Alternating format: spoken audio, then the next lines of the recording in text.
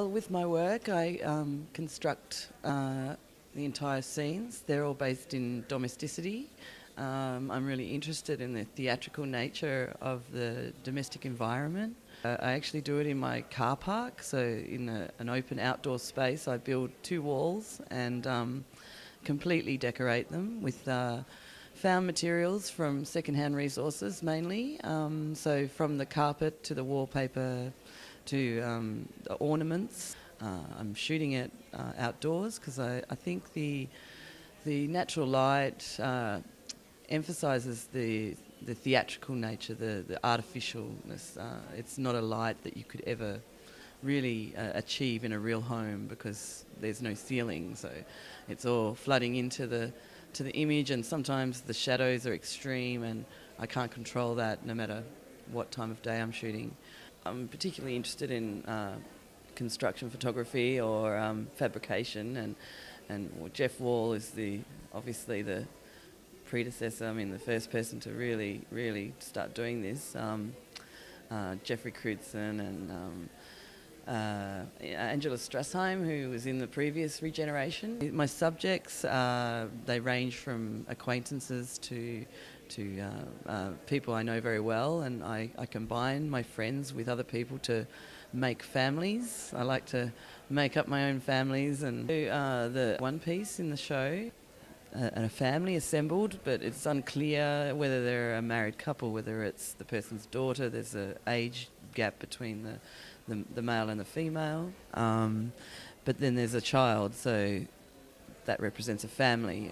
One person's in casual clothing, so, and then the other person isn't. So everything in it is fake, and you look at it for a moment and may be seduced into thinking it's real, but that doesn't last very long because the flooring is paper thin and the walls are clearly wood veneered, and there's a plastic deer head, and everything is just playing on a theme of a real environment. So I'm talking about the modern family as well as the modern home, but I also refer to nostalgia, just that I'd like people to look at an object and it reminds them of their auntie's vase, and often it's quite kitsch, quite a little bit ugly, so that their memory really is triggered, and it's made beautiful again just purely because of the repositioning it from a junk store into a photograph.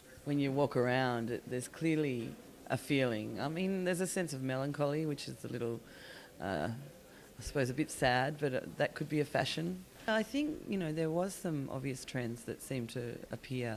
There are other people constructing both physically and digitally, but even though the digital influences aren't really taking over by any means, there's still some very formal photography going on, and the opportunity to be in this exhibition and in Aperture and in the Museum d'Essai is a ridiculously good opportunity. I really can't underestimate that. Coming from Tasmania, it's a small island of Australia, and to get exposure to this kind of thing is really